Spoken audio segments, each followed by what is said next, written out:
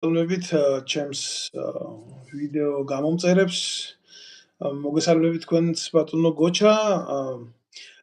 მე დავით ნემსაძე ვარ. ეს ჩემი ვიდეო ბლოგია, ჩემი სტუმარი საქართველოს შეერაღებული ძალების საზღვაო ძალების ყოფილი სარდალი ბატონი გოჩა ვეტრიაკოვია. ჩვენ დღეს ძალიან სპეციფიურ ვიდეო ბლოგში მივიღებთ მონაწილეობას. ეს არის ირან-ამერიკის, თუმცა არა მარტო უკვე ირან-ამერიკის ომი გახლავთ, რეგიონალური სახის ომია, მე ასე ვიტყოდი, მივცემ ამ შეფასებას არ შემეშინდება და აი ამ ატეხილ აურზაურში და ამ ქაოსში ჩვენი ქართული ინტერესების ბედზე და ჩვენი ქვეყნის უსაფრთხოების საკითხებზე ვისაუბრებთ დღეს. მოგესალმებით, ბატონო გოჩა. მოგესალმებით, ბატონო დავით, დიდი ხანია არ გვისაუბრია. ჩვენთვის თავარი არის ჩვენი სამშობლო, ჩვენი ისტორიული სამშობლო, ჩვენ მაინცაც არ უნდა იყოს საქართველოს შვილები ვართ და ჩვენ უნდა ვიფიქროთ მის უსაფრთხოებაზე, მის კეთილდღეობაზე, მის განვითარებაზე პირველ რიგში და რა თქმა უნდა, ყოველთვის ეს უნდა გვახსოვდეს. მოხდა ალბათ ეს საკითხი ადრე თუ გვიან მოსალოდნელი იყო, ვინც ამ პროცესებს ადევნებდა თვალყურს აღმოსავლეთში, სპარსეთის ყურეში, ახლო აღმოსავლეთში, თუ ზოგადად დედამიწის ბურთზე დიდი სახელმწიფოების გეოპოლიტიკური ინტერესი კვეთა, რა თქმა უნდა, ირანთან მიმართებაში არასდროს არ იყო ნეიტრალური. მაგრამ ფაქტია, რომ ახლა დღეს საქართველოში ძალიან რთულია მიიღოს სწორი ინფორმაცია, იმიტომ რომ მოგეხსენებათ თქვენ ჩვენ არ გვყავს ნეიტრალური საზოგადოება, რომელიც თქვათ იზრუნებს არა იმაზე, რომ საზოგადოებას რეალურად შეახედოს არსებით მდგომარეობაში, არამედ დღეს ახლა ჩვენ მივიღეთ ესეთი ხასიათის ტელევიზიები, ესეთი ხასიათის მაუწყებლები თუ პრესა, რომელიც არის პრომიმართული, რა თქმა უნდა, ასეც იქნებოდა, იმიტომ გარდაუვალი იყო ეს. ჩართავთ მაგალითად რუსთავი-ორს და ასე გგონიათ უყურებთ ისრაელის ტელევიზიას. ჩართავთ მაგალითად მთავარ-არხს თუ რაც აქვს ახლა მაგათ სახელი მივწდება მაგამაის, მაგრამ პირდაპირ აწერია აქვს მინდა ვიყო ამერიკის შეერთებული შტატების ინტერესების გამტარი საქართველოში. ხო და მაგათ იმედი აქვს, რომ ეს კონფლიქტი რო დამთავრდება, ვიღაცა ამერიკიდან შეამჩნევს და იტყვის, აუ ეს ის ტელევიზია რა საქართველოს ჩვენ ინტერესებს ვატარებ და მოკლედ რა ერთი სიტყვით პირდაპირ რო ვთქვათ ძალიან რთულია ადამიანმა დაინახოს რაშია საქმე. ქართული ინტერესები რა თქმა უნდა არ არის, როდესაც საკმაოდ სერიოზული ქაოსი მოიტანა ამ ომმა, ჯერ მიუხედავად იმისა, რომ არ დაწყებულა ტოლვილების მასობრივი განშლა ირანიდან, ჩვენ მე ვიტყვი, რომ ჩვენი ტერიტორია ალბათ პირდაპირ არის მოწყვლადი ამ მიმართულებით. აგერ მეზობელ აზერბაიჯანში, მეზობელ თურქეთში უკვე იქ მივიდა სარაკეტო დარტყმები და ეს არის სიგნალური მაჩვენებლები ამ ყველაფრის და ჩვენ ამ დროს ხვდებით, როგორ იცით, ისეთ გამოწვევებში, რომ ერთმანეთს ვაჯახებთ ჩვენ ტერიტორიაზე ირანის, ამერიკის და ისრაელის ინტერესებს და ჩვენ ხვდებით მარიონეტები ამ ომში, როცა არავინ ამ დროს არაფერს არ გვეკითხება. თქვენი შეფასებები და ძალიან მოკლე მიმოხილვა რო გააკეთოთ ამ მომენტის და ისევ მერე ჩვენ ნეხს დაუბრუნდეთ, იმიტომ ჩვენ ჩვენი ქვეყანა ვკივა ეგენი თავის თავს მიხედავენ კაცო. ყველაზე პრობლემა დიდი მადლობა დავით, აი ეს საკითხი ისეთი როგორ გითხრათ, ისი არის აწყობილი, რომ ეს მოდის ჯერ კიდე რამდენიმე საუკუნეებია მოდის ასე ეს პრობლემა ახლო აღმოსავლეთში. შემდეგ ბრიტანეთის იმპერიამ დატოვა ეს რა ქვია ნაღმები, რომელიც დღესაც მუშაობს, დღესაც მოქმედებს. თქვა თავივოთ ინდოეთი, პაკისტანი როგორ შეიქმნა ერთმანეთის დასაბალანსებლად და ბევრი სხვა მიმართულება ისევე როგორც ახლო აღმოსავლეთში და ეს მოქმედებები, რომელებიც მათ გააკეთეს და ჩაატარეს და მოქმედეს, ეს იყო ყველაზე ცუდი, რაც როგორ გითხრათ, ბოლო 40 წლის მანძილზე ფაქტიურად იმის მაგივრად რომ გამოსწორებული იყო, დალაგებული იყო, ცივილიზაცია წინ წაიწია, ინფორმაციის წყაროები გახდა მრავალფეროვანი, მითებზე და ჭორებზე და დეზინფორმაციაზე რო იყო ადრე აგებული ურთიერთობები, შეიძლებოდა უბრალოდ ადვილად გადაამოწოდა, მით უმეტეს დღეს, აგერ ინტერნეტის წყალობით შეგიძლიათ მოძებნოთ ობიექტური ინფორმაცია და არ უყუროთ ტელევიზიას მარტო, ხო? ხო და აქტიურად ამ ინფორმაციის და ციფრული ტექნოლოგიის განვითარების ერაში, როდესაც იგეგმება მარსზე მისიის გაშვება და მთვარეზე ქალაქის აშენება, მომავალი ქარხნების აშენება და ასე შემდეგ, არიან ხელმძღვანელები, გინდა ჩვენთან აგერაკეთ ამერიკაში, გინდა ისრაელში, გინდა ირანში და გინდა საერთოდ აი სამყარო ავიღოთ, რუსეთიც ავიღოთ, ჩინეთიც ავიღოთ, ისინი ცხოვრობენ გააძლებით წარსულში ჩარჩენილი სტერეოტიპებით. და ამის შეცვლა არ უნდათ. ამის უკან კიდე იმალება ისე, რომ ამ სტერეოტიპებს ამოფხარებულები უბრალოდ ძარცვავენ საკუთარ ხალხს. ცხოვრობენ მათ ხარჯზე და როიტყვიან ეს სამყარო ძველია, არაფერი შეცვლილა ამ საუკუნეების მანძილზე. მაგრამ არის ახალი თაობა, ახალგაზრდა თაობა, ინტერნეტის თაობა, რომელსაც ეს არ უნდა. არც ეს ომი უნდა, არც ეს დაპირისპირება, ძალიან კარგად ხედავენ მსოფლიო როგორ არის მოწყობილი, აგერ 2 მილიონი ირანელი ცხოვრობს აქ, განსაკუთრებით წყნარი ოკეანის დასავლეთ სანაპიროზე ყველაზე წარმატებული და წამყვანი ბიზნესმენები ირანელები არიან. და მშვენივრად ცხოვრობენ ებრაელებთანაც და არავითარი პრობლემა არ აქვს არავისთან საერთოდ. და პროგრესულად მოაზროვნე ადამიანები არიან. შესაბამისად, რატო არ შეიძლება რომ ეს იყოს იქით, ესაც ხო? შეიძლება იყოს უბრალოდ ადამიანები, რომლებიც ამაზე ხელს ითმობენ, ზოგი იარაღს ყიდის, ზოგი ამუნიციას, ზოგი ყლებს და სხვადასხვა ასე ვთქვათ ესე ბენეფიტებს იღებს, მათ არ უნდათ ამის დათმობა. და შესაბამისად ხდება ის, რაც ხდება დღეს. ერთი გაიძახის უნდა მოკვდეს მეორე, რათა გაამართლოს თავისი ყოფნა თავის სკამზე. და ისევე როგორც პირიქით, სანამ ეს გველის ციცილები არ განადგურდებიან, ჩვენ მშვიდობა არ გვექნება და უნდა ვიომოთ. და აი ესე მიდის დღე და ღამე გაუსწორებლად, გინდა ინფორმაციის ველზე, გინდა ელემენტარულად სამზარეულოში ოჯახებში, ყველა მიმართულების ერთმანეთის ლანძღვა და ერთმანეთის ასე ვთქვათ სიკვდილის ასე ვთქვათ გზაზე გაშვება, ამაზე ოცნებობენ ახლა ფაქტიურად ეს მაღალი დონის ეშელონები. მე მხედველობაში მაქვს ის ადამიანები, რომლებიც ჩარჩენილები არიან წარსულში და იქიდან გამოსვლა. მაგრამ არის მეორე მხარე კიდე, ახალგაზრდები. რა ეს ჩავერთვები როგორი მომენტი არის, იცი ახლა მე რო უყურებ რა, ძირითადად სივრცე და ველი დაკავებულია როგორი განხილვებით, იცი? აი ამერიკამ რა ბომბი დაარტყა იქ როგორ მოხდა რა, მე ირანი რას უპასუხებს თუ არ უპასუხებს და გარდა ამისა ისრაელი მე რამდენად მასშტაბურად ბომბავს ამას და როგორი მომენტია, იცი? ამას იმხელა აზარტით აკეთებენ, კაცო. ეს ბოდიში და ჯარში რო ხალხი არ ყოფილა და ერთი დღე რო განწეში არ დამდგარა და ერთი დღე რო ხელი არ გაყინვია და ფეხი არ გაყინვია, ესენი ისე მარტივად უყურებენ სხვა რეგიონალურ ომს და ისე მარტივად უყურებენ მსხვერპლს, რა თქმა უნდა, ნებისმიერ მხარეს ახლა დახოცილი მსხვერპლი ეს ჩემთვის არის მიუღებელი, იმიტომ რომ თანამედროვედ როგორც თქვენ აღნიშნეთ, თანამედროვე დროში რო ადამიანია ასეთი სისხლით გამოდის და შემთხვევით იქ რაკეტა ხვდება სკოლას, ამ ასეთ დროში სადაც ლაზერული დამიზნების იარაღები არის უკვე ჩვენ კარგად მოგვიხსენება ამის შესახებ, სადაც ამდენი ასეულობით ბავშვი კვდება, გინდა აქეთ მხარეს, გინდა იქით მხარეს.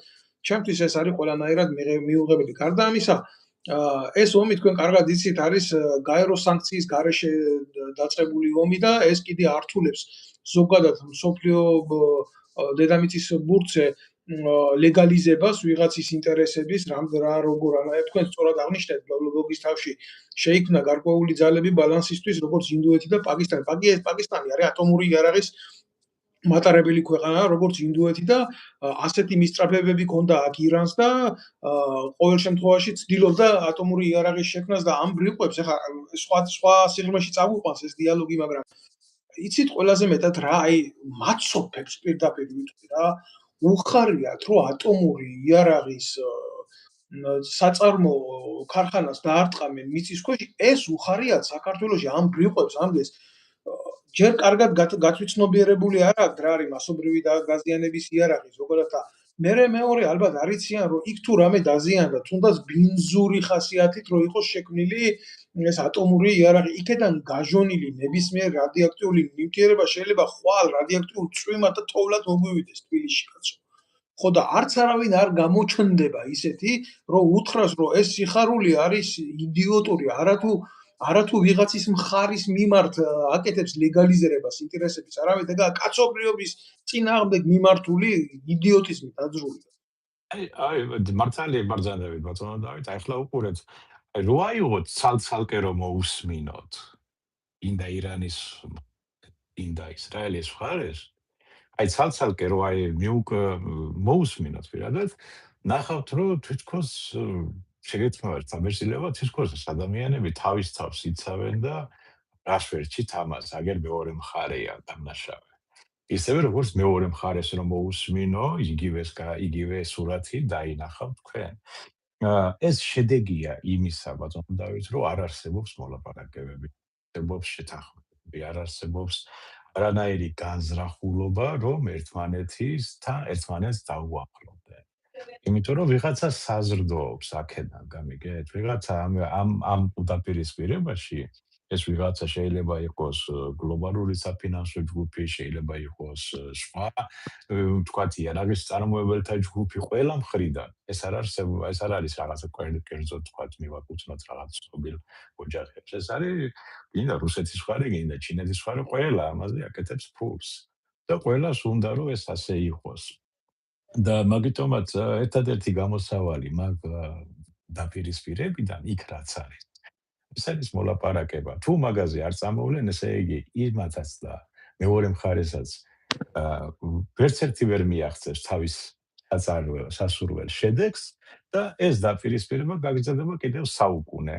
და არაფერი არ შეიცვლება და რაც შეიცვლება, უბრალოდ ჩვენ დავზარალდებით, მეზობლები, რეგიონი ზარალდება, იმიტომ რომ ასეთ რეგიონში ფულს ვინ ჩადებს, ასეთ რეგიონში ვინ გააკეთებს იმას ინვესტიციას, თუნდაც ის განროის შუა კორიდორი და ასე შემდეგ. ჩათვალეთ რომ ეს ომი არის მრავალმხრივი, ეს არ არის მარტო ისრაელისა და ირანის დაპირისპირება. ეს არის დაპირისპირება ისევე როგორც დასავლეთსა და აღმოსავლეთ ცივილიზაციებს შორის ჩინეთის წინააღმდეგ, ჩინეთი ებრძვის დასავლეთს იმ ძალებს, ვინც ეწინააღმდეგება ეგ შუა დერეფანის გაკეთებას და ასე შემდეგ. მაგალითად ეს ომი არ აწყობს, ინდუეთს არ უნდა აწყობდეს ეს ომი. და არ უნდა აწყობდეს არაბეთს, მაგრამ არაბეთსაც ურტყავენ, რატო? რომ არ გაიხსნა სხვა გზა, ალტერნატიული გზა, რომელიც არის დაგეგმილი საუდის არაბეთის გავლით, იმაში ისრაელში და ისრაელიდან შემდეგ ევროპაში. ეს გზაც არსებობს. უყურეთ, მიაქციეთ ყურადღება თუ არ მიაქციეთ, ჰორმუზის სრუტის ჩაკეტვის გამო, რა დივერსიფიცირებულია ეს კორიდორი, რომელიც მსოფლიო ნავთობის ამდენ პროცესს ატარებს, მოგეხსენებათ, ერთი ვენესუელაში იყო კიდე მოპოვება სერიოზული ნავთობის, მსოფლიო ნავთობის 20% იყო დაახლოებით იქა და აქაც არანაკლებია გამტარია ეს, ხო?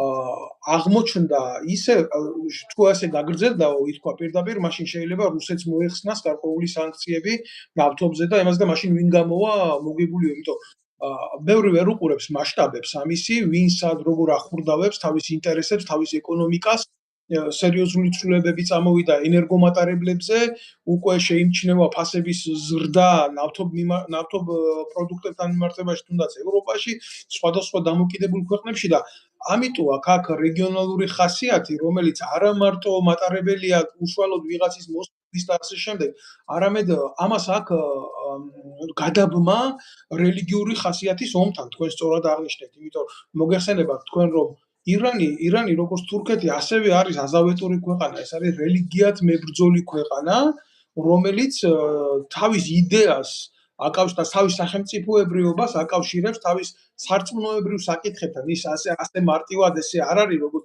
აი თქვენ შეხედეთ, ხო მოუკლეს კი სულიერი ლიდერი, უბრალოდ რომ მე არ ვაპირებ ახლა ომის თვითონ სტრატეგია განვიხილო, მაგრამ გარკვეულწილად მინდა აღვნიშნო ეს ყველაფერი, იმიტომ რომ არ მიდის სწორი პოზიციებით ყველაფრის შეხედვათ.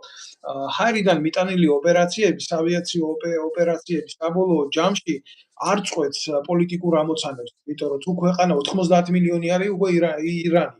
ეს ის ირანი არ არის, რომელიც ჩახმა დატოვა, ხო, ეს არის გაცილებით უკვე გაზრდილი, დემოგრაფიულად განვითარებული, ტექნოლოგიურადაც განვითარებული სხვათა შორის და ეგ ის წინააღმდეგობები არ არის და მით უმეტეს ფანატიზმი არის ამათ რელიგიაში სერიოზულად გარეული, იმიტომ რომ მოწამეობრივი სახე მისცეს თავიანთი სულიერი ლიდერის გარდაცვალებას და მათ შორის აღმართეს მეჩეთზე წითელი დროშა, რაც არის რელიგიური ომის გამოცხადება. ამას ალბათ უნდა შევხედოთ სხვანაირი გაგებით, იმიტომ ერთია მიიტანო საჰაერო დარტყმებით ღონისძიებები და მოსპოვის სამხედრო მნიშვნელობის პუნქტები, რომელიც საჰაერო თავდაცვის ან თავდასხმის საფრთხეებს ზრდის, მაგრამ მეორე არის შენ ასეთი ქვეყანა დაიკო ტერიტორიულად სახმელეთო მიმართულებით, მოსპო საზღვაო მიმართულების უსაფრთხოება და იქ დაამყარო შენი პოლიტიკური გავლენა ამ ყველაფერზე.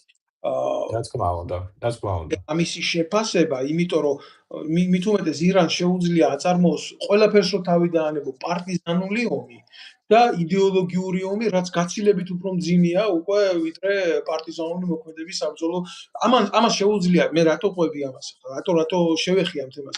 ამას შეუძლია სერიოზულად გამოიწვიოს რეგიონის ექსპლოზია. და ძალიან რთულ რაღაცაში შეიძლება აღმოჩნდეთ ჩვენ და აი რამინდა თქვენ გკითხოთ რას აი ესეთ ვითარებაში ჩვენ უყურებთ ტაში ბიჭო გიორგუნას ცეკვებს აი რასაც ვერ ვიტან რა ანუ ამ ფემინური ჯგუფებისგან ირანის საელჩოს წინ მაგალითად როდესაც ირანმა სულ რაღაცა გუშინ წინ დაბომბა აზერბაიჯანი რომელიც მისი რელიგიური მიმართულების ქვეყანაა კაცო ისინი არიან მოკავშირე ქვეყნები მაგრამ არ შეხედა ამას დაბომბა ჩვენ შევხედეთ რომ სიგნალი გამოიწვია დრონებით მიიტანა იერიში ასევე ინჯერლიყის საბრძოლო ბაზაზე თურქეთში გაგზავნა ბალისტიკური რაკეტა ჩვენ ვინა ვართ ბატონო გოჩა რა პოტენციალით შეგვიძლია გავაკეთოთ საჰაერო თავდაცვის უზრუნველყოფა ამ შემთხვევაში და რატო ვაკეთებთ ასეთ პოლიტიკურ აღშფოთებებს და რატო ვიქცევთ ზედმეტ ყურადღებას ამ ომში? აი აქეთკენ რო გადავიტანოთ ეს საუბარი ჩემი. ეს არის ახლა თქვენაც ბრძანეთ, მე ახლა თქვენგან გავიგეთ ირანის წინ ეჭოს წინ რაღაც ეკო თამაში თუ რაღაცა რაც ეკო ეს არის უთითრობა და უადგილობა და მავნებლობა, მეტი არაფერი. იმიტომ რომ კი შეიძლება ადამიანს ჰქონდეს აზრი რაღაცა რაღაც შეხედულება ჰქონდეს, მაგრამ ეს არ უნდა ცდებოდეს, ასე ვთქვათ, შენ არ უნდა აზიანებდე და შენ არ უნდა ქილიკობდე მეზობელი ქვეყნის მნიშვნელობა არა. მოგწონს არ მოგწონს ის ქვეყანა, მისი წყობა და მისი მიმართულება პოლიტიკა თუ არა. ჩვენ უნდა მაქსიმალურად დიპლომატიურობა უნდა დარჩეს. საქართველოს არ არის იმ პოზიციაში, რომ ეხლა ვიღაცას გაეჭიროს. საერთოდ. სარასოდეს ვიყავით მე-12 საუკუნის მერე ალბათ. ხო, დავით აღმაშენებლის და თამარ მეფის მერე. ხო, და შესაბამისად იმის მაგივრად, რომ ჩვენ ცოტა, ასე ვთქვათ, ჭკვიანურად მოვიქცეთ, მაქსიმალურად ნეიტრალურად უნდა დავრჩეთ და ვიფიქროთ ჩვენი თავდაცვის უნარიანობაზე, ჩვენ სასურსათო და ენერგოუსაფრთხოებაზე, ჩვენი დემოგრაფიულ მდგომარეობაზე და იმ სხვა პრობლემებზე, ეკონომიკაზე და ასე შემდეგ, აი ამაზე უნდა იყოს კონცენტრირებული საქართველო. და ჩვენ თავდაცვაზე პრაგმატული მუშაობა უნდა. ყველა მიმართულებით და მე მაგალითად საქართველოს მთავრობას პოზიცია ასეთი უნდა იყოს, უნდა დაიბაროს კიდე ისრაელის ელჩი, კიდე ირანის ელჩი, ორივეს უნდა მისცეს, ასე ვთქვათ, არა ოფიციალურად, არამედ ასე ვთქვათ, ჩუმად და გააფრთხილოს, რომ საქართველოს ტერიტორიაზე არანაირი აქტივობა არ მოიმოქმედონ. და აქ ჩვენთან ბატონო გოჩა ესე არ ხდება, იმიტომ ჯერ ერთი ისრაელის ელჩი გამოდის და ცალკეებებს აკეთებს. ყველაზე მეტად ჩემთვის რა არის ცი მიუღებელია, რომ უნდა ითქვას ახლა ეს ყველაფერი დავინახოთ. კი, მე არა ვარ გულგრილი ნამდვილად ირანელების მიერ გაკეთებულ საქმესთან ქართველების წინააღმდეგ. ნუ ისტორია იყო, ისტორიის მერე ძალიან თანამედროვე ისტორია მოვიდა უკვე ცხოვრების კაცობრიობამ აბსოლუტურად სხვადასხვა შეხედულებები გამოავლინა და მიმართულებები გამოავლინა და იმის მერე 300 წელზე მეტი გავიდა ირანს რაც არ უომია რა, ეგეც უნდა აღინიშნოს რა, მაგრამ თანამედროვე დროს რო ვიღაცა ცდილობს როგორ იცი ირანს ბომბა დავარტყით და მაგას ქეთევან წამებული ეწერა. აი ჩემთვის ეს გაცილებით უფრო საშიში არის. ვიდრე მაგალითად იმ ისტორიის კითხვა, რასაც გვიქადდა ადრე ირანს. არის ბატონო გოჩა, იმიტომ რომ მაშინ ირანს არ ქონდა ბალისტიკური რაკეტა და ქართველები ხმლით ვიბრძოდით და ხმას უპირისპირებდით და დღეს ერთი ბალისტიკური რაკეტა რო ისროლონ თბილისში, ნებისმიერ მოედანზე რო ჩამოვარდეს ეს ათასობით ადამიანს დაღუპავს. და პასუხისმგებელი ამისი არავინ არ იქნება და ირანი ამის გამკეთებელი არ დაავიწყდეს არავის, იმიტომ რომ იმან ჩათვალა რომ ის წინააღმდეგ ვიღაცა მოქმედებს.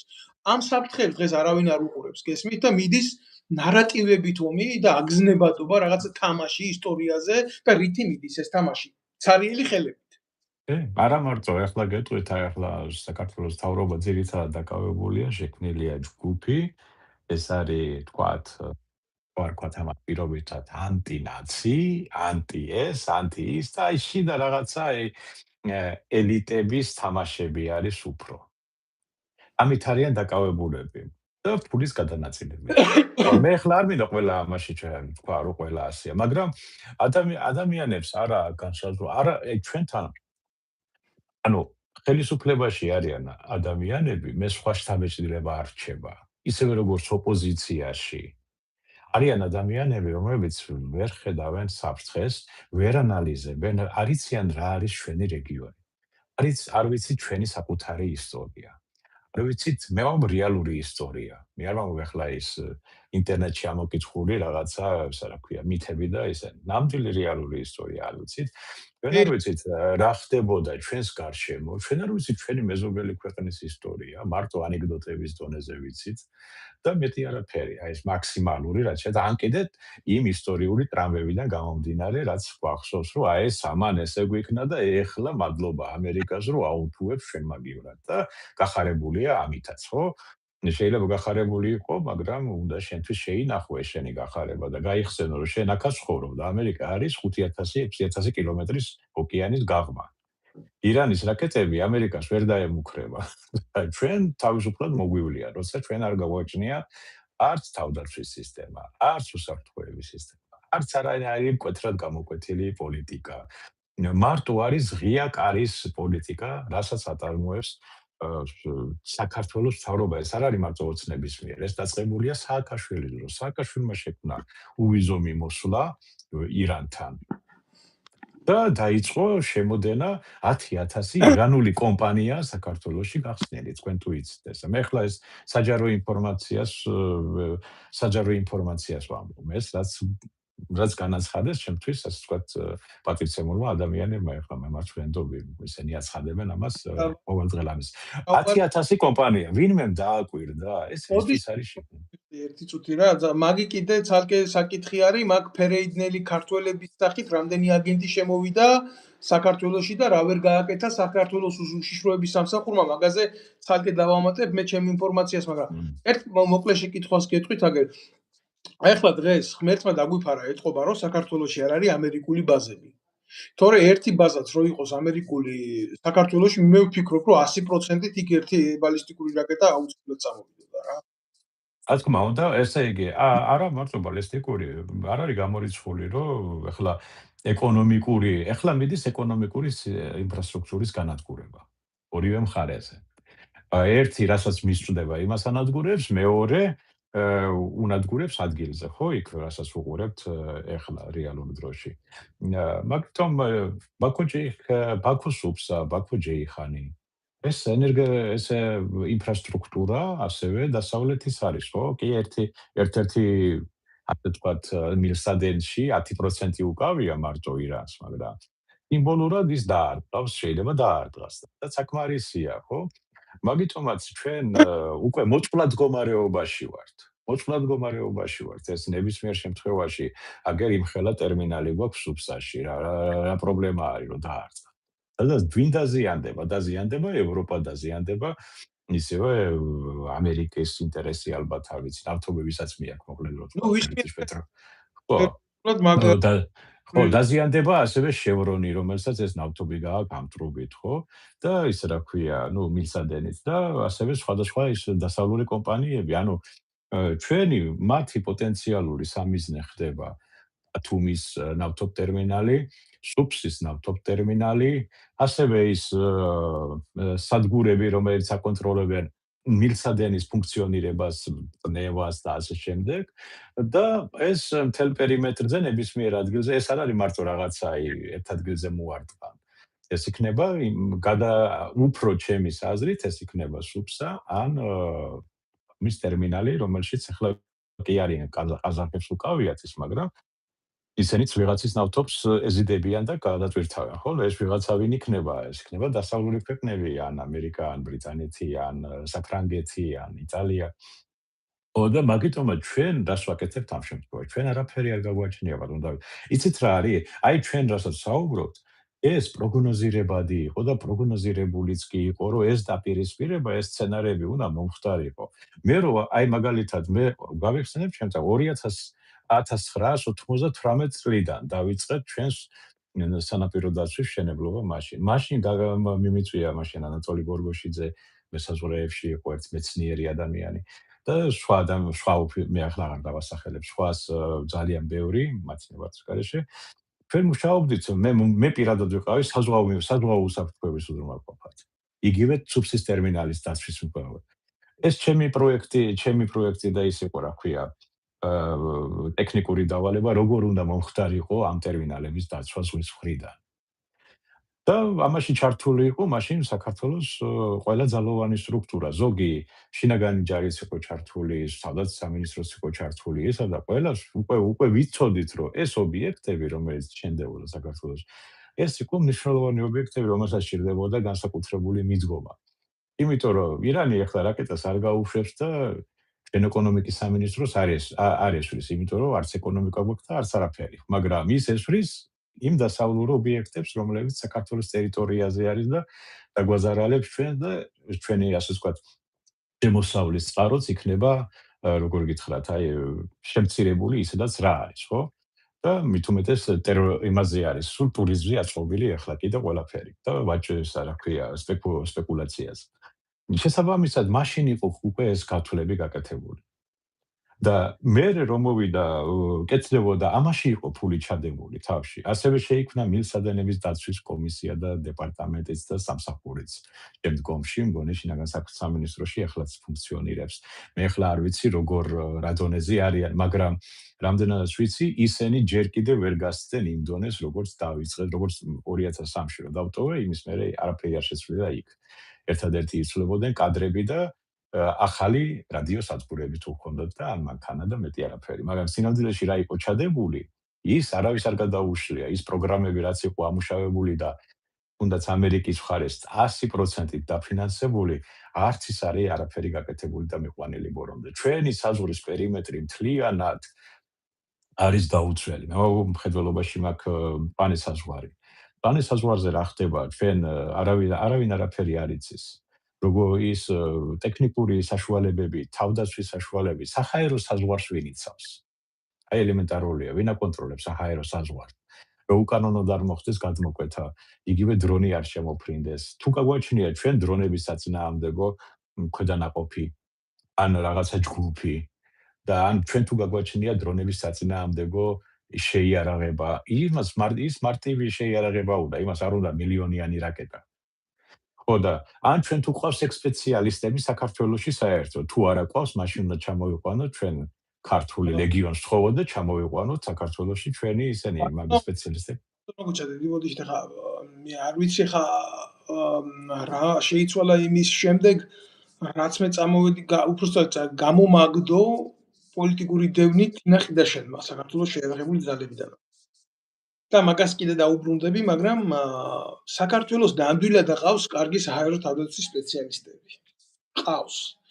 მაგრამ რაც შეეხება ტექნიკურ საშუალებებს შეიარაღებას, ნამდვილად არის ამასთან არ არის ახლა ახალი ამბავი და არც საიდუმლო ინფორმაციის გათქმა არ არის, იმიტომ რომ არსებობა ქვეყანაში საჰაერო თავდაცვის ბადის ეს არის ძალიან სერიოზული პრეტენზია.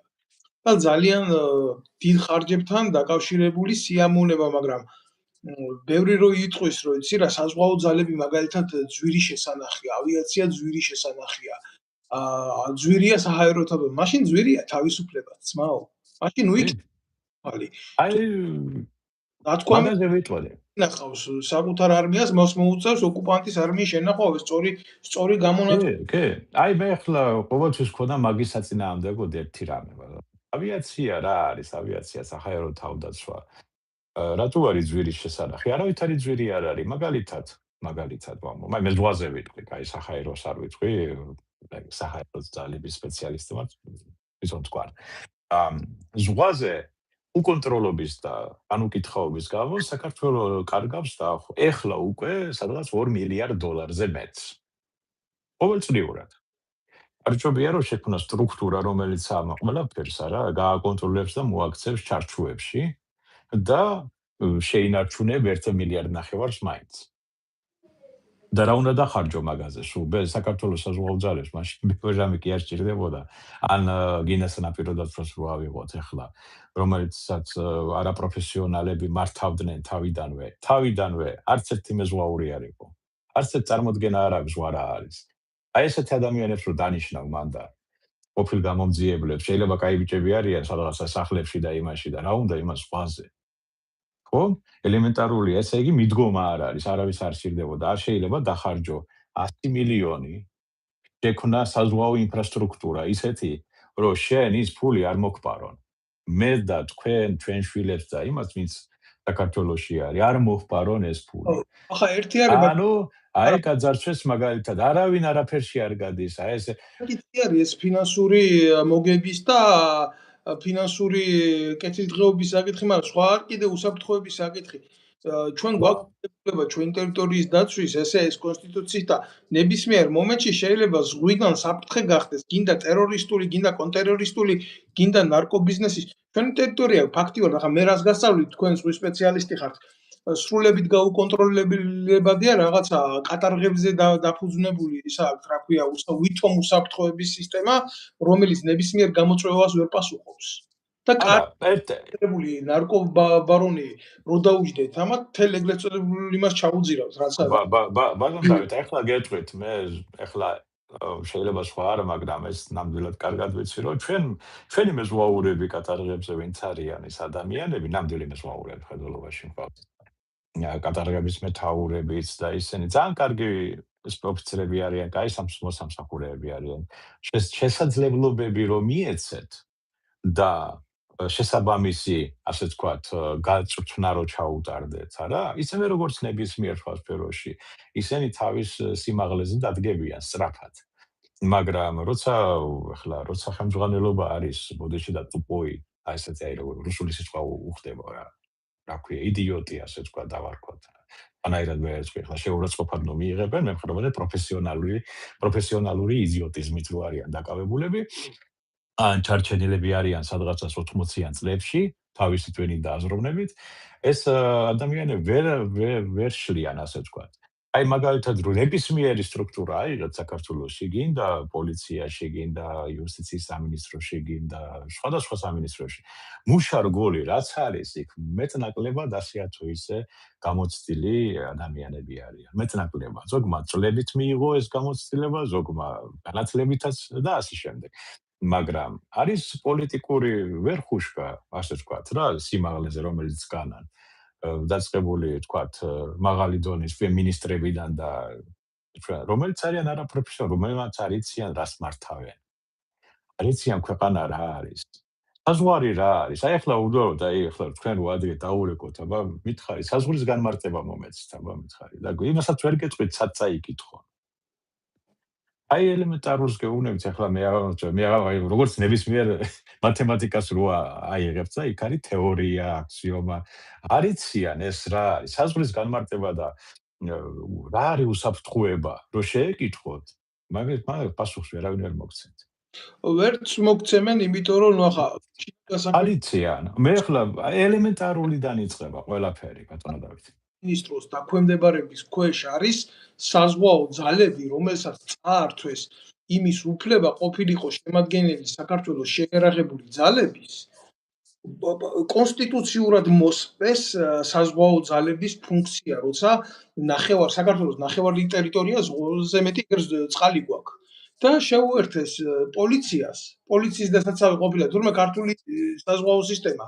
და ესე იგი ვიღაცა გეკუნა გელაძე მართავს ამ პოლიციას, რომელიც კუდის ყოფილი ოფიცერი იყო, ამას იმიტომ ვამბობ, რომ რა ვიცი, ეს ხელისუფლება რომ მოვიდა, ლამის ნაცისტური გერმანიასავით გაასამართლა წინა ხელისუფლების სადაზვერო უწყებები და ისეთი სისტემები, რომელიც გესტაპოსავით აწოლებდა, ხას მართლაც ასე იყო, კაცო, მაგრამ იქ რეალური სახი არ დაიდო მათი გასამართლების და მათი განსჯის და სამართლებრივი შეფასება არ მიეცათ.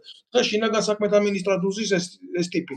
და კაცს ქვია გეკუნა გელაძე, რომელსაც აქვს 9 მანქანა, 7 სახლი, 50 მიწის ნაკვეთი, არის საოცრად მდიდარი ადამიანი და შედის იმ კონგლომერატში, როგორც ირანში, როგორც რუსეთში, როგორც სხვა ავტოკრატიულ ქვეყნებში დაწინაურებული ქურუმთა კასტა, რომელიც საკუთარი ხალხის კისერზე აგროვებს ქონება და რეალობაა ეს და არა ბატონო დავით, ქურუმთა კასტას ვერ ვიტყოდი, ესენი არიან აი თავხედი ქურდმაცაცები. კი ბატონო.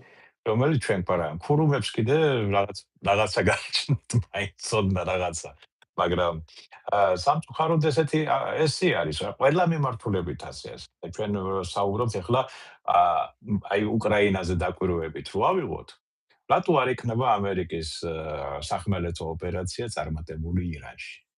იმიტომ არ იქნება, რომ ამერიკის ჯარი არ არის მზად იმ ტიპის ომისთან უკვე რაც დახვდებათ ადგილზე. და ეს იქნება ის ტიპის ომი, მე ახლა არ მგონია, რომ თლად ისე იქნება, მაგრამ ეს იქნება ისეთივე ომი, როგორც ახლა უკრაინასა და რუსეთს შორის არის. და ამ ტიპის ომისთვის ამერიკის არც სარდლობას, არც ოფიცრებს, არც არავის არადანი გამოცდილება არ გააჩნიათ. იმიტომ რომ მარეობა არის ის მზად თქვა ამერიკაში, რომ ამხელა დანაკარგი კონდეს შეერაღებულ ძალებს, კიდე სენატი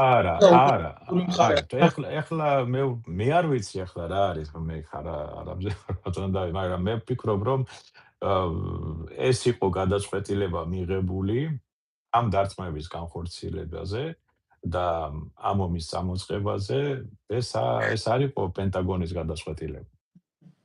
ეს იყო გადაწყვეტილება მთავარსარდლის, რაღაცა ვიწრო ჯგუფთან ერთად და ეხლა შეერაღებული დაჯგუფება, ნუ თქვათ, ავიამზიდის დაჯგუფება და ის თავის ამოცანას შეასრულებენ, მაგრამ სახმელეთო ოპერაცია და რეჟიმის ცვლას ავიამზიდის დაჯგუფება ვერ გააკეთებს, იმიტომ რომ მათ ეს არ შეუძლია, ისინი ზღვიდან მოქმედებენ, აერიდან გაუნადგურებენ ყველაფერს, მაგრამ დანარჩენი უკვე როგორც არის დაგეგმილი, ალბათ ისე უნდა გაგრძელდეს და თუ დაგეგმილი არ არის, არც არაფერი გაგრძელდება.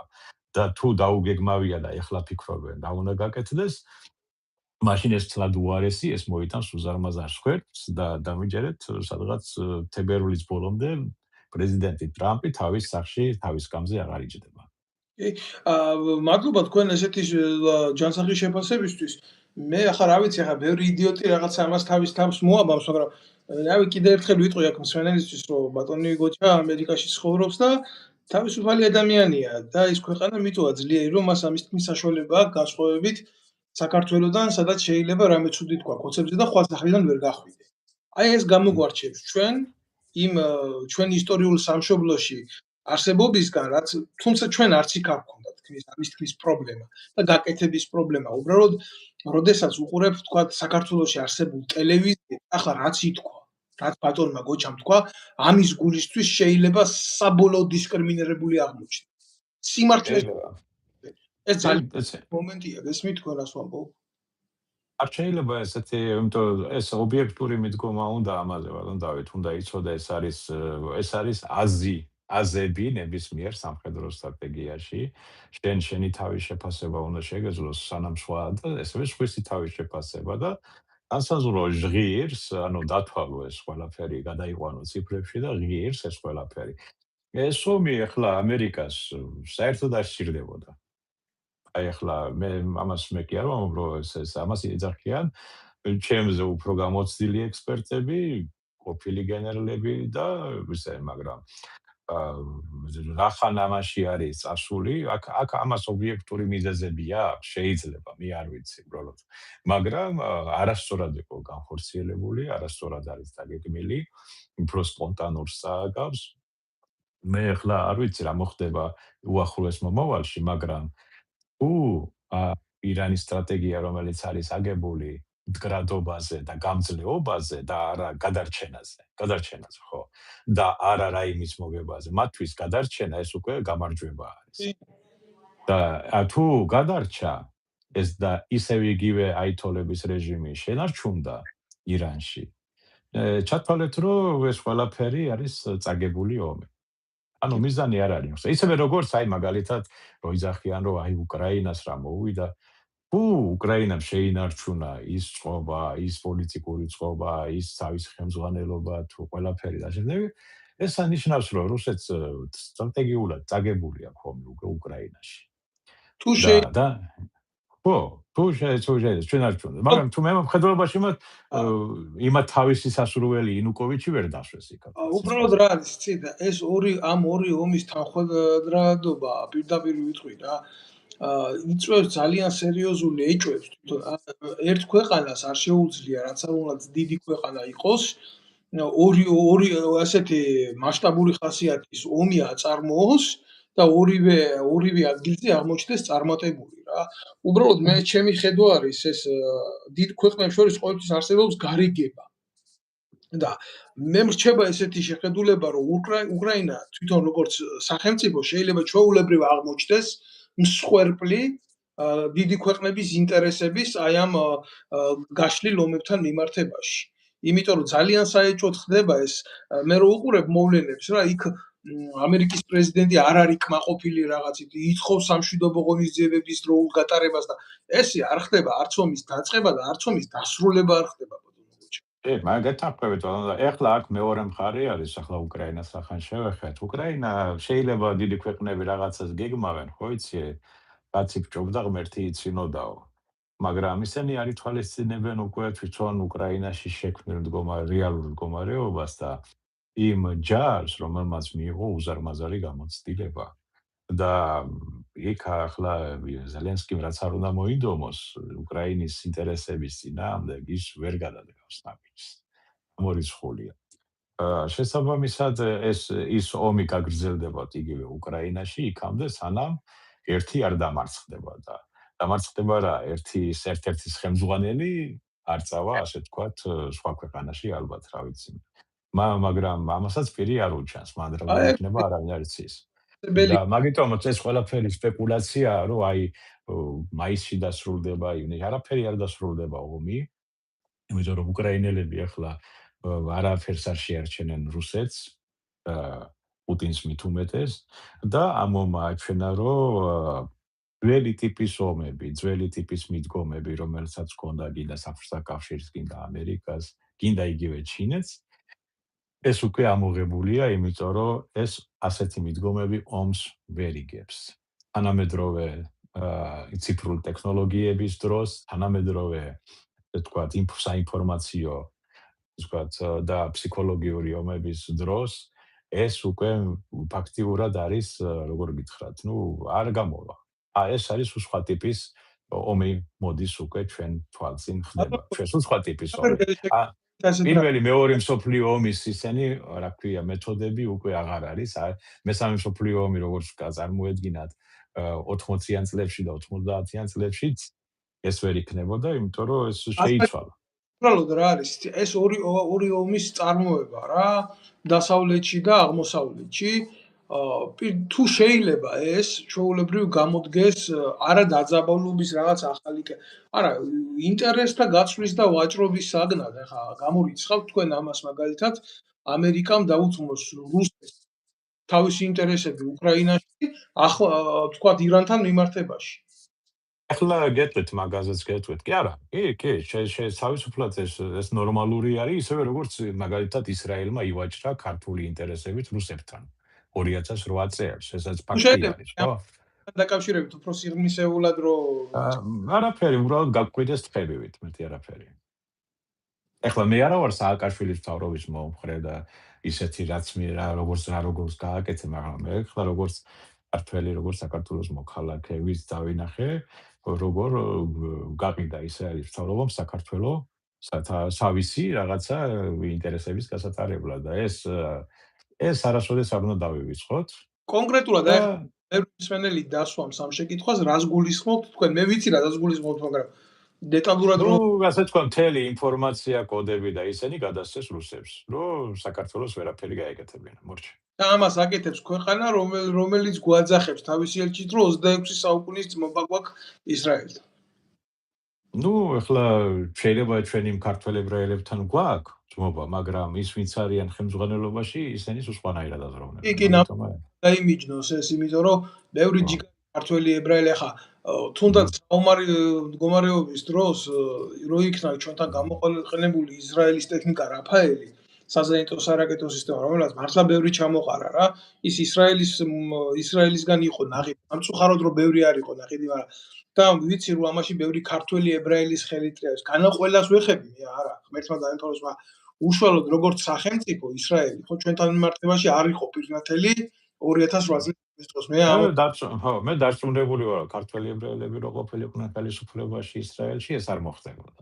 100% მაგრამ იქ არიან ესენი, რა ქვია, ევროპიდან და სხვა მხრიდან ჩასულები, სხვა მენტალიტეტის ადამიანები, რომელიც ახლა ივაჭრეს და ისინი არა, ახლა გეტყვის ვარონ დავით, ისინი არა მარტო ქართულით ვაჭრობენ, ზოგჯერ ამერიკის ინტერესებსაც კი ყიდიან ხოლმე.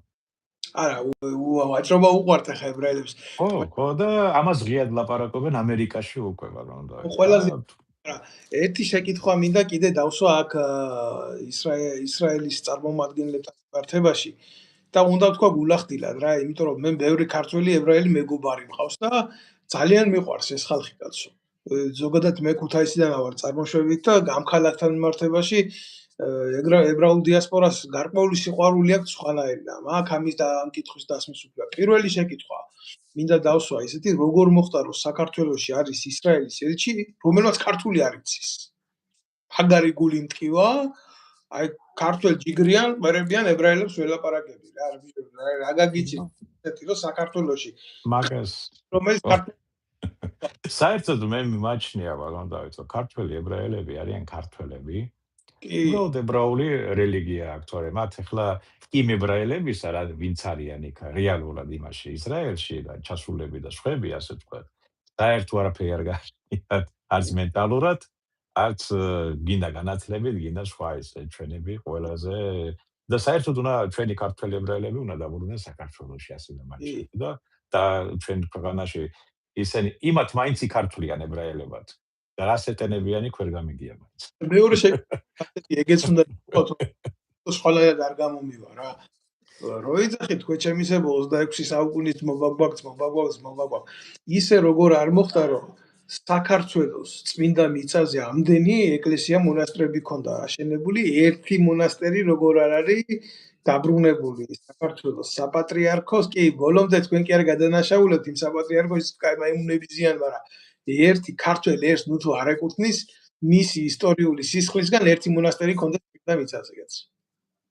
რო ეს ესეთი რთული საკითხია, მაგრამ დავით ახლა ეს მარტო მაგაც ეგ ვერ გააკეთებენ, იმიტომ რომ აქ ახლა ეს არის ბიზნესი, რომელიც 18 საუკუნე თუ 19 საუკუნე მუშაობს. მე ახლა მაგას ვეძახით რელიგიური ინდუსტრია, ასე ვთქვათ. კი, სწორად.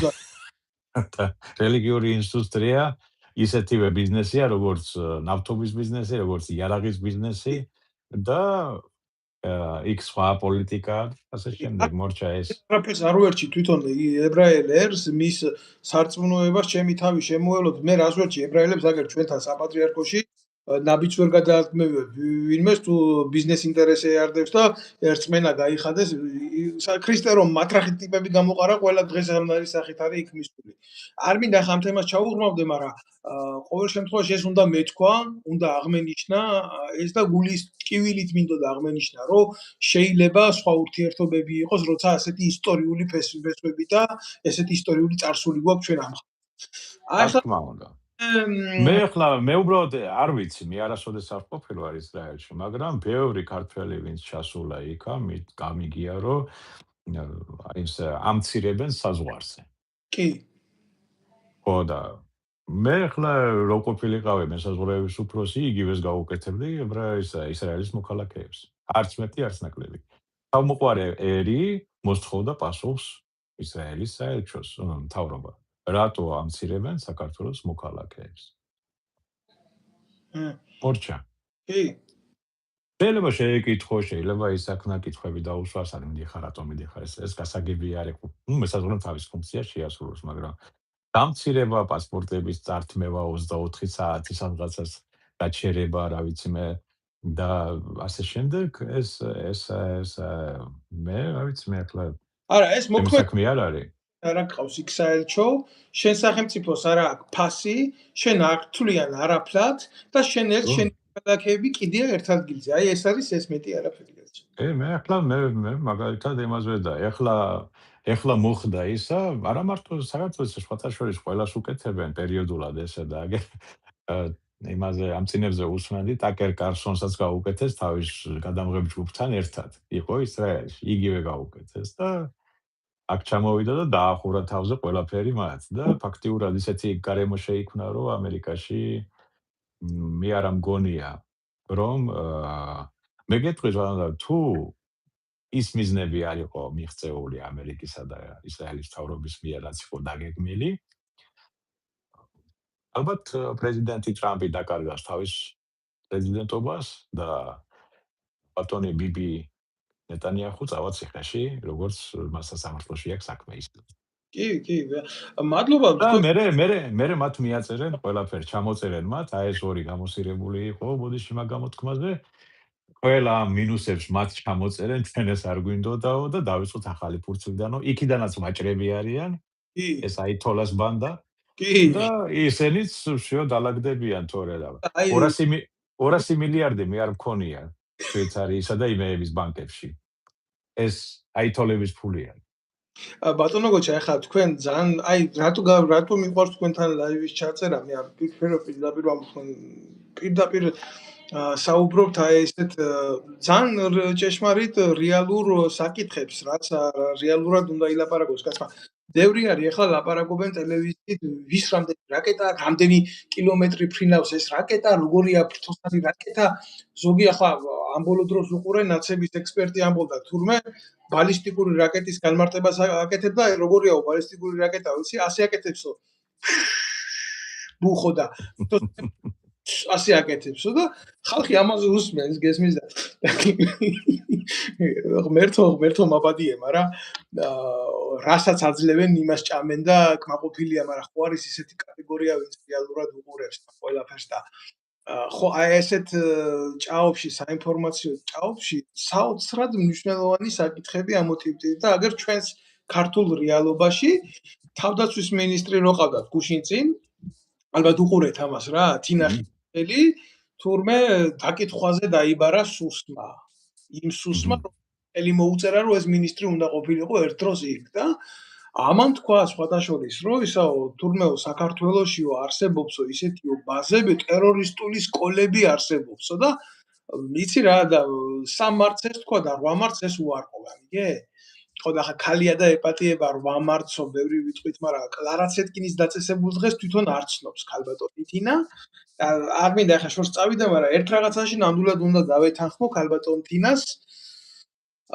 ჩემ პოლიტიკურ მდევნელს და სისხლის სამართლის დამნაშავეს ნამდვილად აქვს საქართველოში ესეთი ორგანიზაციები და როდესაც ჩემი პოლიტიკური დევნა მოხდა ბატონო გოჩას საქართველოსთან, მე მყავდა ჯარისკაცი პანკისის ხეობიდან, რომელმაც ნამდვილად მითხრა, მე მითხრა პირდაპირ მითხრა, რომ მას ამზადებდნენ ტერორისტული აქტების ჩასადენად სირიაში, თურქეთის გავლით უნდა მომხდარიყო.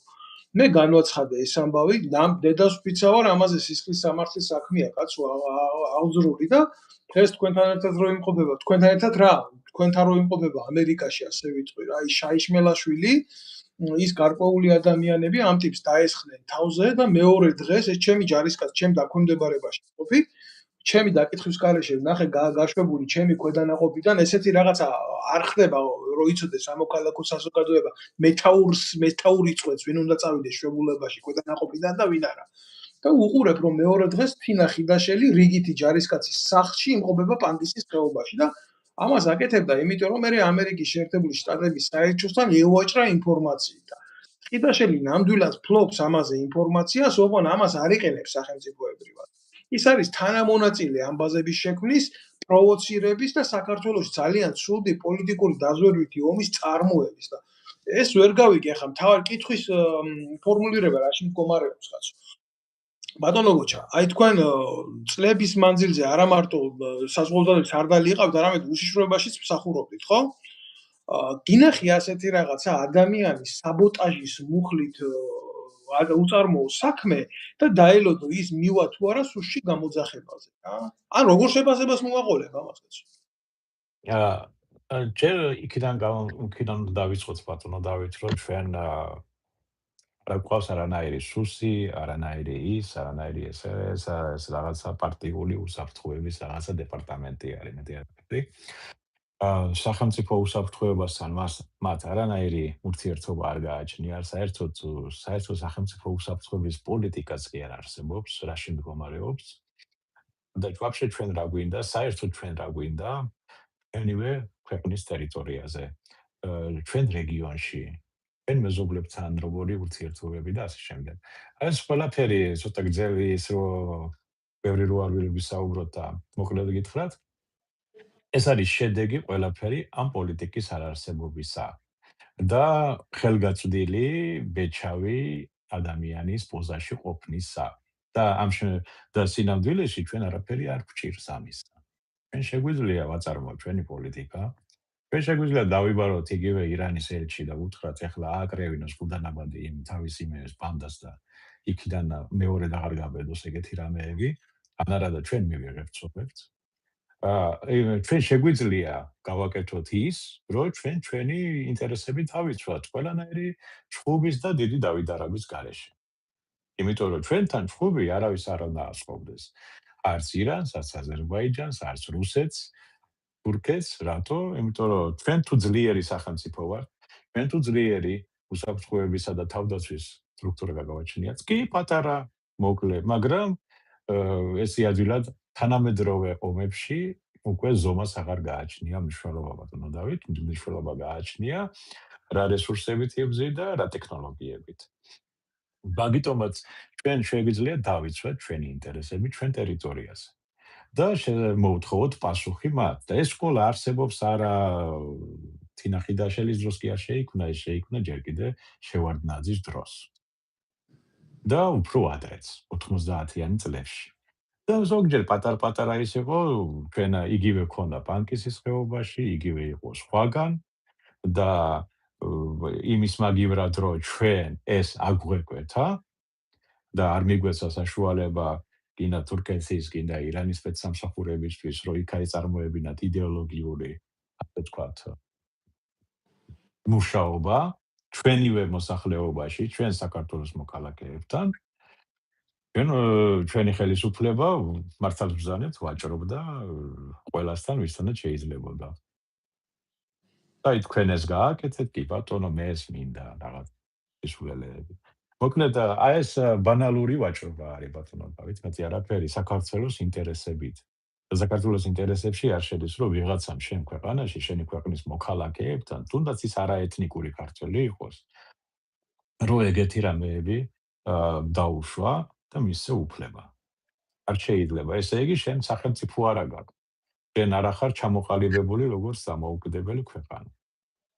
ეს არის ელემენტარულია. არა, ზოგადად და ბატონო გოჩა მე მინდა პატარა დეფინიცია გავაკეთო, საერთოდ არ ვანიჭებ მნიშვნელობას იმას, ვინ არის დღეს ეთნიკურად ქართველი საქართველოში სახელმწიფოსთან მიმართებაში, იმიტომ რომ შეიძლება იმ პანკისის ხეობიდან რამდენი ბიჭია დაღუპული საქართველოს ერთიანობის გამო, რა ვაშკაცი ხალხია, ჯიგარი ბიჭები არიან. ძალიან ცუდი წახალისება მიდის თვითონ ხელისუფლებიდან პანკისის ხეობაში მცხოვრები ეთნიკური ჩეჩნების მიმართ. ეუბნებიან თქვენ სტუმრები ხართ, ჩუმად არ იქნებით, ამას აიუბნება საქართველოს ხელისუფლება. ესეთი რაღაცა როგორ შეიძლება უთხრა შენ მოქალაქეს.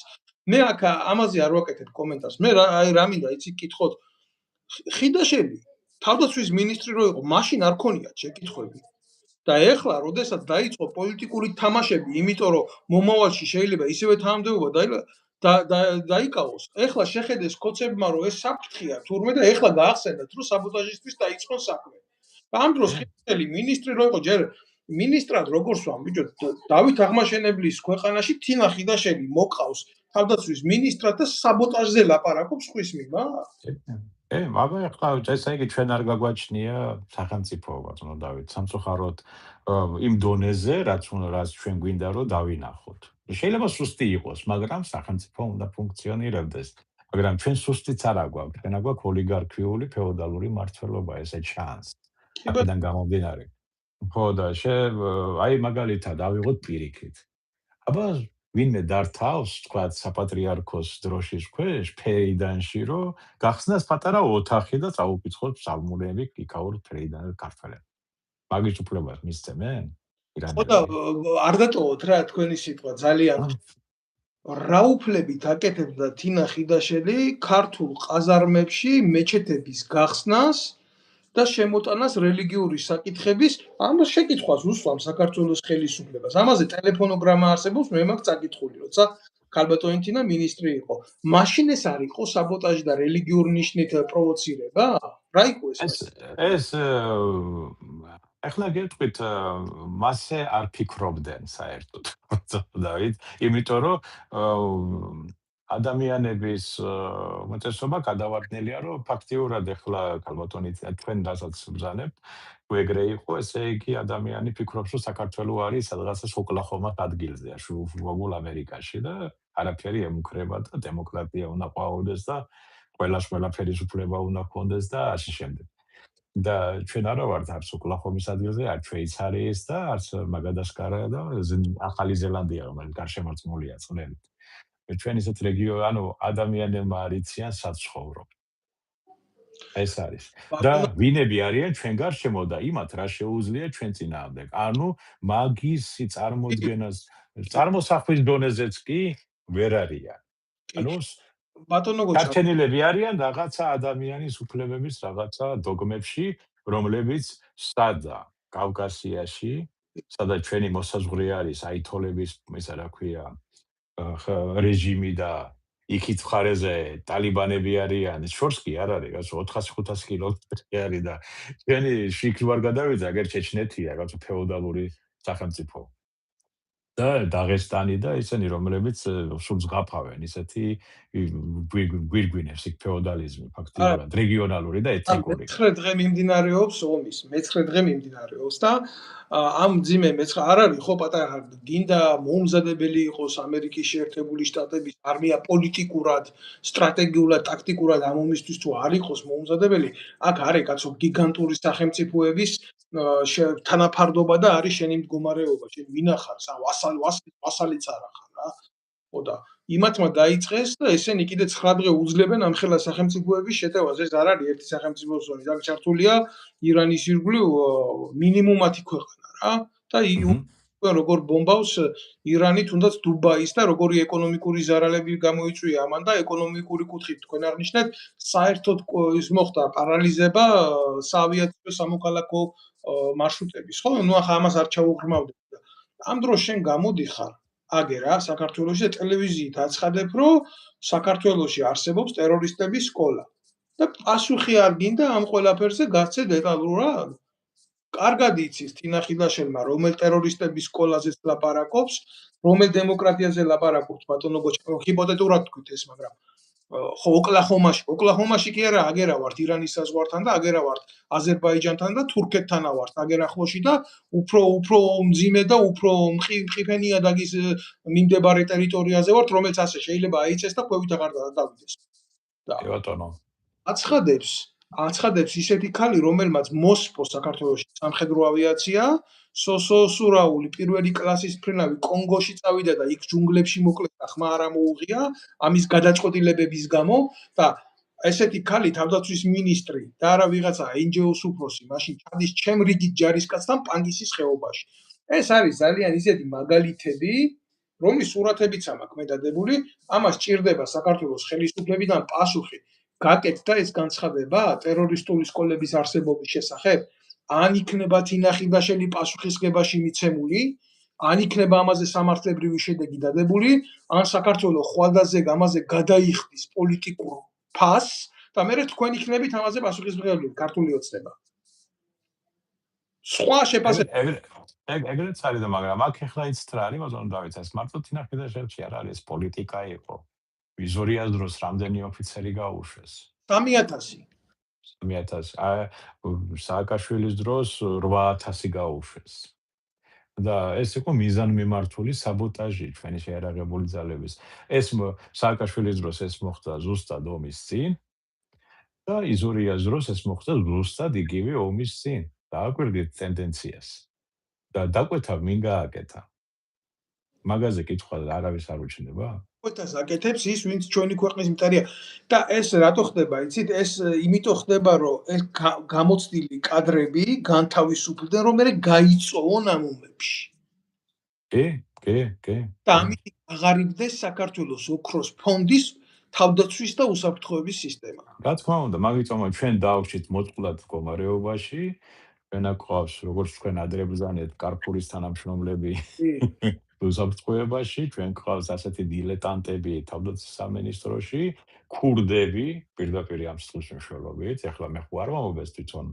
ოცნების ხელისუფლებამ გამოავლინა ეს ქურდები თავდაცვის სამინისტროში და ეს ერთი შემთხვევა არ იყო ეს რამდენია ესა ხო იგივე როგორც შინაგან საქმეთა სამინისტროში ქურდბაცაცები და ასე შემდეგ აი ესეთი ადამიანები რო გეყოლება შენ ხელისუფლებაში რომელ თავდაცვაზე უსაფრთხოებაზე და სხვა საკითხებზე საუბარი აქ თინახიძეების განცხადება შეიძლება ბავშვის ის მოგეჩვენოს უკვე იქ ისეთი რამეები ხდება ბატონო და მაგიტომაც ეს აი თუნდაც ავიღოთ იგივე აი ახლა მე დაუბრუნდები მოქალაქეობის საკითხს ქართველებს ესე იგი გაუჯანჯლეს ყველანაირად არაბები და ინდუსები ხიპინით მოდიან საქართველოში და ლაგდებიან და რჩებიან და აი ეს ვისი პოლიტიკაა ეს გატარებული ეს შემთხვევით ისევ რუსების პოლიტიკა რუსული პოლიტიკა ხო არ არის ანუ ჩვენი ქვეყნის მტრების პოლიტიკა ხო არ არის და რო შეხედავთ მაგათ უნდა აი მე არ ვიცი რა დაუშავა ქართულმა ხალხმა ჩვენ ხელისუფლებას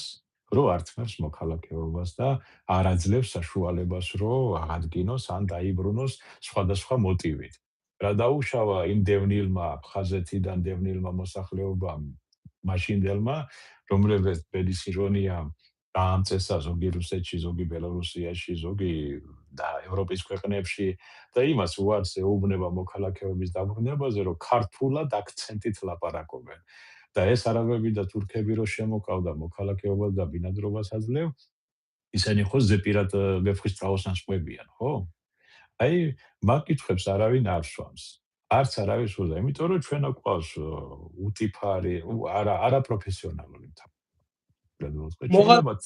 ეს არის ღალატი ხო თვითონ აი გუშინ დებატებს უსმენდი ძალიან კარგი დებატები იყო მაგანაც გამოავლინა რომ ჩვენ ესე იგი პრემიერ-მინისტრმა აღიარა რომ ჩვენი მოსახლეობის ძრა მოხდა იმის ხარჯზე რა ქვია უცხო ტომელების შემოსვლის ხარჯზე უცხოეთიდან შემოსული ხალხის ხარჯზე და ქართული მოსახლეობა ქართულად მოაზროვნე ქართულად მოლაპარაკე მოსახლეობას რომელიც იძულებული ემიგრაციაშია 98% მათ პრობლემები აქვს მოქალაქეობაზე იგივე მემკვიდრეობის დამტკიცებაზე იგივე სხვადასხვა საკითხების გადაწყვეტაზე ყველაფერზე ბრძოლა უნდათ არ მინდა რომ ელემენტარული პასპორტის აღებაც პრობლემა არის უკვე. მაგრამ არ მინდა საქართველოს სიტყვა, მაგრამ თვითონ აი ამ დებატებს მე სამწუხაროდ არ მომისმენია თუ საბედნიეროდ, მაგრამ ვარიდებ, მაგრამ ნუ ინფორმაცია მაქვს ზოგადად ამ ყველაფრის, ალბათ ამონაჭრელებს მოსვინე და არ არის ეს დებატები. ტიმური უკაცრავად. აი მაგათ ახლა გეტყვით, აი კიდევ არის ხელოვნურად შედგენილი, ეგ არის უშიშროების სცენარის მიხედვით დაწერილი სქემა, სადაც ისეთი ხალხი ჯდებიან ამ დებატებში, რომელიც უკნიდან ყავს გასინჯული სახელმწიფო უშიშროების სამსახურს.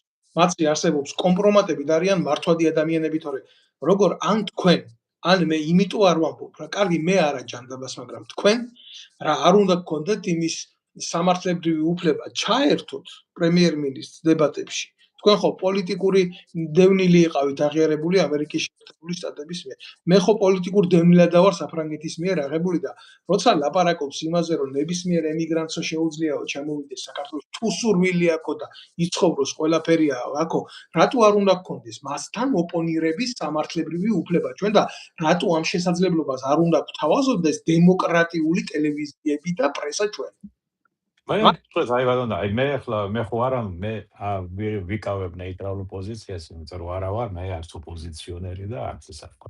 მე რაგერ საერთოდ 7000 კილომეტრის აქეთ ცხოვრობ. მაგრამ ბატონ პრემიერს მე გაუგზავნე, ეხლანდელ პრემიერს, ჯერ კიდევ არ ვიცი რამდენიმე თვის, რამდენიმე თვე კი არა რაც ვარ. 1.5 წლის წინ თუ მეტი არა, პაკეტი იმ დარღვევებისა, რაც მოხდა თუნდაც საზღვაო ძალების შემთხვევაში, საზღვაო ძალების მიმართებაში, საზღვაო ძალების ოფიცერთა შემადგენლობის მიმართებაში. ეს დარღვევები ყველაფერი ფაქტებით დადასტურებული, მითითებული იყო ყველაფერი, გადაუგზავნე ბატონ პრემიერს. ასევე ერთი მათგანი გაუგზავნე ეგრეთ წოდებული ქალბატონი თია ცოლუკიანის კომისიას, რომელიც იძიებდა ეს წარსულ 9 წელიწადს და ასე. რეაგირება 0. და მე მესმის რომ ვიღაცას მაღაზია წაართვეს და რაღაცა გაამწარეს ოჯახები და ასე შემდეგ, მაგრამ რო შეადარო რა მნიშვნელოვანი უფრო იყო განსახილველი საზღვაო ძალების მიმართ განსხორციელებული საბოტაჟი და უკანონო დევნა წერთა შემადგენლობის რომ იქ აღარ გამოჩენილიყვნენ და დაეტაცას მიწები და დაიყიდათ მარცხნი და მარჯვნი ყველაზე ვისთან შეეძლოთ თუ ვიღაცას რომ მაღაზია წაართვეს. კი, ორივე მნიშვნელოვანია, მაგრამ რა უფრო მნიშვნელოვანია სახელმწიფოსთვის. ვინ განახორციელა ეს მომენტი, ეს საბოტაჟი. ეს არავინ არ გამოიწია, არც არავის დაუძახია, არც არავის არ უნდა ხმის ამოღება ამ თემაზე. და მაგიტომ არის ეს ყველაფერი, რომ ეს არის ფარსი. იმიტომ რომ ადამიანს რო უნდა გამოიძიოს ესა როგორ მე სახელმწიფო 30 წლის მანძილზე დახარჯა რამოდენიმე მილიარდი და ვიღაცამ გადაწყვიტა რომ ეს არ უნდა, ეს აი უბრალოდ არ უნდა იყოს. და გაანადგურა, აი თუნდაც იგივე ფრინავების მომზადება. ვისა აქვს უფლება, როცა მე იგივე ცხონებული ოსურაული, რომელიც მოკვდა პროფესიონალური ფრინავი იყო იმის მომზადებაში და იმის გამოცდილებაში, რამდენი ფული დაიხარჯა, ხო?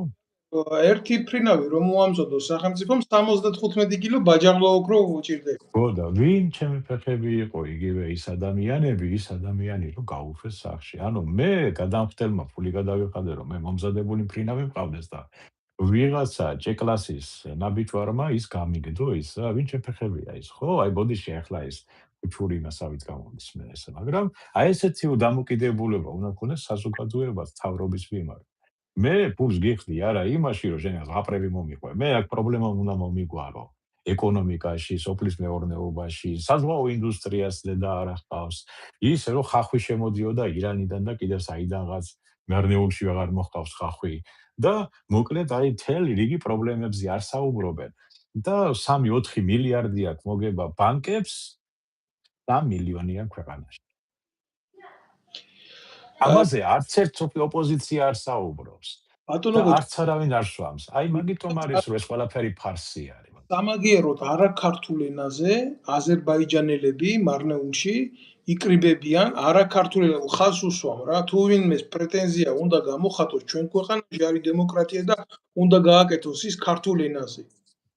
ასევე ისრაელის ელჩი ძალიან ცუდ ტონს აავლენს ამ ის მისი ქვეყნის ინტერესებს იცავს, მაგრამ ესენი ამის უკან ვინ დგას, ამის უკან ხო დგას ერთი რაღაცა მე ნამდვილად ვიცი რა, ეს არის საქართველოს უშიშროების სამსახურის სისტე და სახელმწიფო საგარეო საქმეთა სამინისტროს არ არსებობა, მაგრამ ასეთ ესკალაციებში ბატონო გოჩა ეს უფრო მეტად მნიშვნელოვანია ხახვი საიდან შემოვა და კარტოფილი საიდან შემოვა, იმიტომ ხვალ შეიძლება საერთოდ ეს ბუტაფორიული სახელმწიფოებრიობას დავყაროთ რა. რა თქმა უნდა, ეს სპეციალურად არის გაკეთებული დაყვანილი, რომ საქართველოს სახელმწიფო ჩაითვალოს არ შემდგარ ქვეყანად, ბატონო, სახელმწიფოდ უფრო ქვეყანა კი იქნება, მაგრამ არ შემდგარ სახელმწიფო და არ შემდგარი სახელმწიფოს ნიშნები რა არის? არაფორმალური მმართველობა, ეკონომიკის არარსებობა, მაღალი დონის კორუფცია, რომელსაც აგერ თვითონვე უკვე იძულებულები არიან თვითონვე გამოავლინონ და ისა დასაჯონის ხალხი და იმაც ჯიან არა იმიტომ რომ ისინი კორუფციაში იყვნენ ჩართულები, იმიტომ რომ ცოტა მეტი მოიპარეს და არ მიუტანეს პატრონს. ზუსტად. ეს არის და ეს და სანამ ასეთ ეს სახელმწიფოდ არავინ არ თვლის.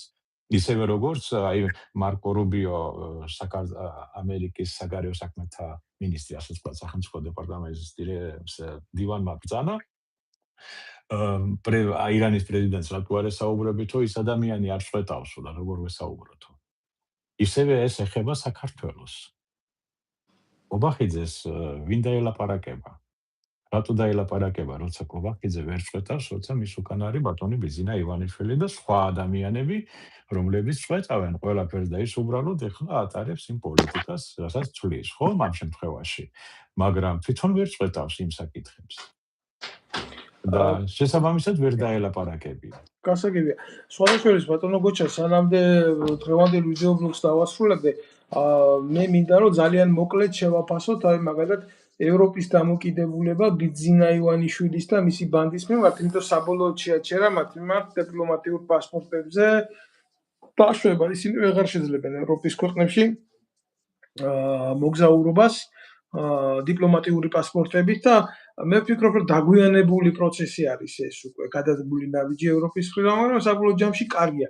ცუდი შეიძლება ამას მოყვეს ის, რომ საერთოდ გაჩერდეს საქართველოს მოქალაქეების მიმართ ევროზონაში შესვლა, მით უმეტეს იცით თქვენ როგორ მიჯაჭვულები არიან დღეს ქართველები, თქვათ რაღაცა ორკაპიქს შემოტანილს ევროპული ქვეყნებიდან საკუთარი ოჯახების მიმართ და არა მარტო ოჯახების მიმართ, მე ვიტყოდი, რომ საქართველოს ბიუჯეტის სერიოზული ნაწილიც ამ შემოსავალზე დგას და დღეს ქალთა დღე არის, 8 მარტი, ახლა ბევრ სიამოვნებს, ბევრს არ სიამოვნებს, კლარა ცეტკინობას ნუ დამაბრალებს, მაინდა მაინც, მაგრამ აღიქვამენ რა, ბევრი ქალი მის დღე დაღიქვამს და უხარია დღეს საქართველოში და ალბათ უახლოეს ისტორიაშიც დაიწერება ის, რომ ძალიან რთული მომენტი ქალთა ესეთ სერიოზულ ესკლავურ შრომაზე იდგა, რომ ჩვენი ქვეყანა გადარჩა. სამწუხაროდ ეს უნდა აღინიშნოს და აი თქვენ რა სიტყვით, რომ აი სადამდე შეიძლება ამან მიგვიყვანოს ასეთმა დამოკიდებულებამ, თუ საერთოდ გაჩერდება ევროპასა და საქართველოს შორის ნებისმიერი აქ ახლა გეწყვეტ ბაზონ დავით მაგ თემაზე. აქ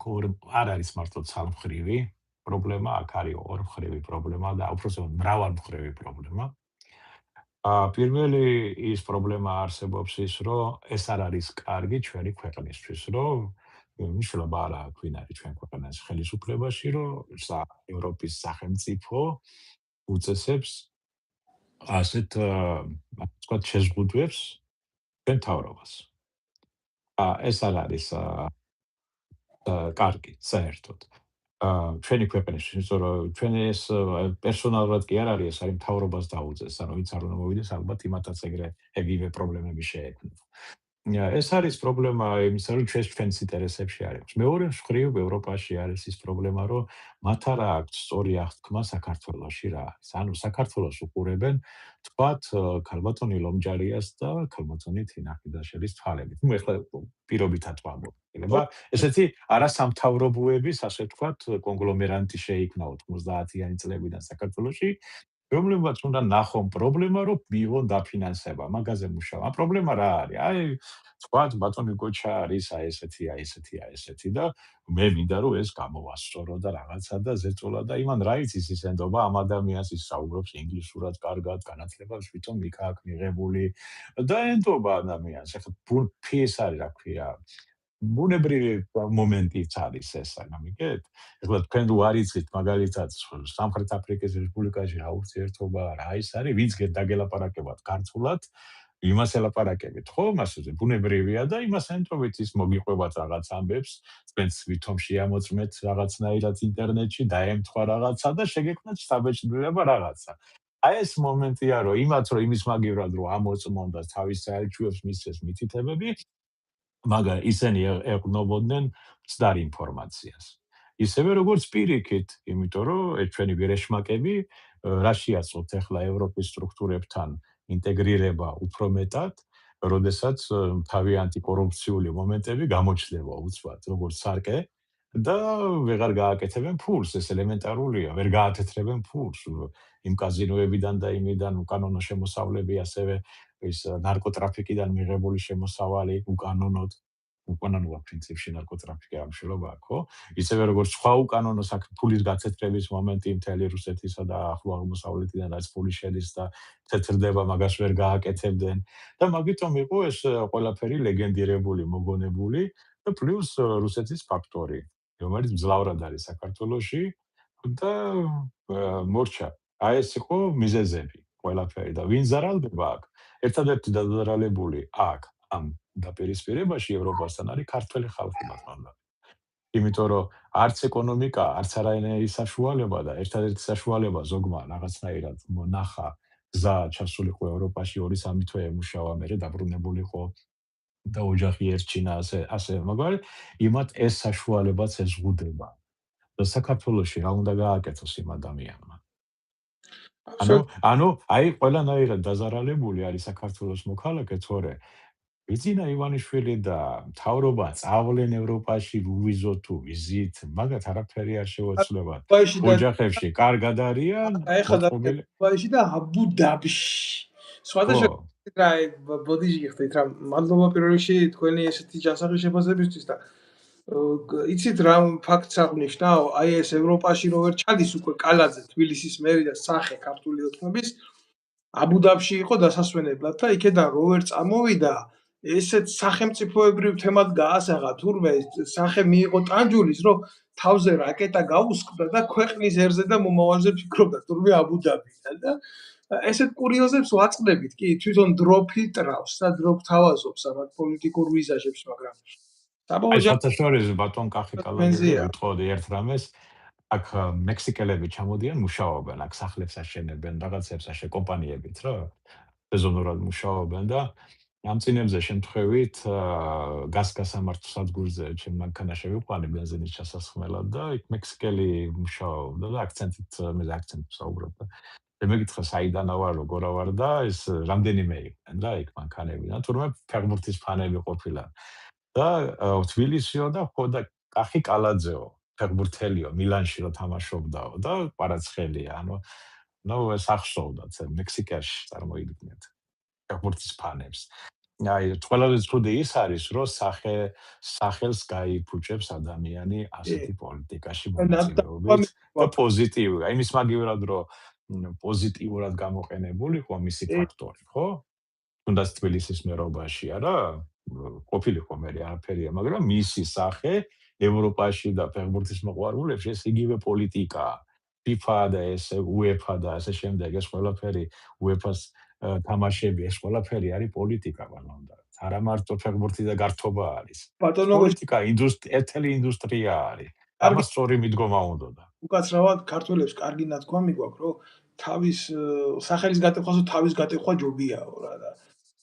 მაგერმა ეთყობა ვერ აღიქვეს ეს მომენტი და დაუდგებათ მაგ მომენტი რა თავის გარდამავალი სახელმწიფო ვარ საბჭოეთიდან და მომავალი ჯერ არ ვიცით რა და რა სახეს მიიღებს მაგრამ გარდამავალ სახელმწიფოს ყოველთვის ეს ექნება პრობლემა მოწყობილ გმადლობ თქვენი დღევანდელი დროისთვის რომელიც დაგვითმეთ ჩვენ მნიშვნელოვანი იყო ეს საზოგადოებისთვის ჯანსაღი ინფორმაციის მიწოდებისთვის და ჩვენ კიდე ჩავერთვებით ამ პროცესებში მანამდე დავუკვირდებით შიდა მოვლენები როგორ განვითარდება ფაქტია რომ დაძაბულობა არის ფაქტია რომ ამ დაძაბულობამ შეიძლება გამოიწვიოს გარკვეული პროვოცირება რამაც შეიძლება ამ მიმდინარე ომში დააზარალოს ჩვენი მოსახლეობა და სწორი ანალიზების მიწოდების, სწორი შეფასებებით ჩვენ ყოველთვის ვეცდებით საზოგადოების ტონუსში ყოფნას, რომ შეხედოს რეალურ სურათებს რაც არის რა. მადლობ თქვენ ყურადღებისთვის, გისურვებთ მშვიდობას. დიდი მადლობა. გისურვებთ კარგ კვირა დღეს ყველას და მშვიდობას რა თქმა უნდა. დიდი მადლობა.